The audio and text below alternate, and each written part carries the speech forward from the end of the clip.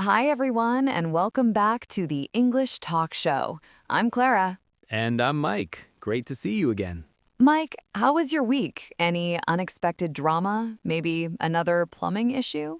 Not this week, thankfully. Everything went smoothly. No leaks, no strange noises, just peace and quiet. Well, that's good to hear. But as promised, today we're continuing our plumbing story. This is part 2. In the last episode, we talked about the phone call, what Mike said, how he explained the problem, and how the plumber responded. Today, we're going to find out what happened after the call, what happened when the plumber came over, and how the situation was finally resolved. And don't worry if you don't understand everything at first. First, you'll hear a realistic conversation. Then, in part 2, we'll explain the difficult words and expressions step by step. So, just relax, keep listening, and enjoy the lesson. And trust me, you won't regret spending your time with us. Let's get into it. Hi, you must be Daniel. Yes, that's right. Sorry for the slight delay. The previous job took longer than expected. No problem at all. I appreciate you coming over so quickly. The leak is getting worse and I was starting to panic a little. I completely understand. Plumbing issues can escalate if they're not addressed promptly. Why don't you show me where the problem started? It's in the kitchen. At first, it was just a small drip under the sink. I thought it was minor, but within a few hours, water started pooling on the floor. I see.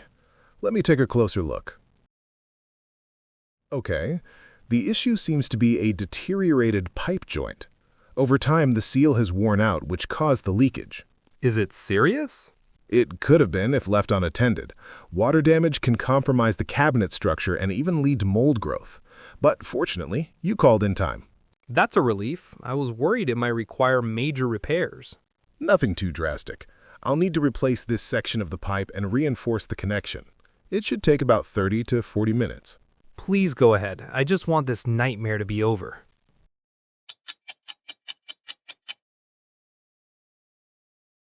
All done. I've replaced the faulty joint and tested the water pressure. Everything is functioning properly now. That was fast. Thank you so much.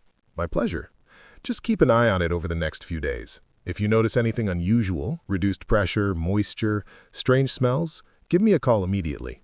I definitely will. And thank you again for explaining everything so clearly. I feel much more at ease now. All right, that was our conversation between Mike and Daniel the plumber. And as you heard, the problem was finally identified and fixed. Yes, thankfully everything was sorted out in the end. I have to admit, it was a huge relief. When you see water leaking in your kitchen, your mind immediately starts imagining the worst possible scenario. Well, that must have been a great relief for you. Absolutely. So before we move on, we thought it would be a good idea to take a closer look at some of those words and phrases. Yes, because understanding these expressions will help you sound more natural and confident when speaking English. Exactly. We'll explain what they mean, how they're used, and give you some simple examples you can use in real-life conversations. So if you didn't catch everything during the dialogue, don't worry. This part will make it much clearer.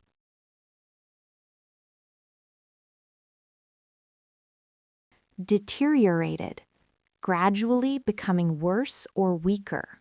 Example, the condition of the old building deteriorated over the years. Compromise, to weaken or damage something. Example, too much moisture can compromise the structure of a wooden house. Drastic, very serious or extreme. Example, the company had to take drastic measures to avoid bankruptcy. Reinforce, meaning to make something stronger. Example, engineers decided to reinforce the bridge for safety. At ease, feeling relaxed and calm. Example, after speaking with the lawyer, she finally felt at ease. All right, that brings us to the end of our vocabulary section. We hope those words and expressions are much clearer now. Yes, and now that you understand the meanings, we recommend going back and listening to the conversation again. Exactly. When you listen to it the second time, you'll notice those words more easily and understand how they are used in a real conversation. And that's one of the best ways to improve your English. Listening, understanding, and then repeating the phrases in your own daily conversations. We hope you got the most out of today's lesson. If you have any questions or if something is still unclear, feel free to leave a comment below. We'd be more than happy to help you. Thanks for spending your time learning with us today. And remember, keep practicing. With regular practice, your English will improve faster than you think. Thanks again for watching the English Talk Show, and we'll see you in another great lesson very soon. Bye for now. Bye for now.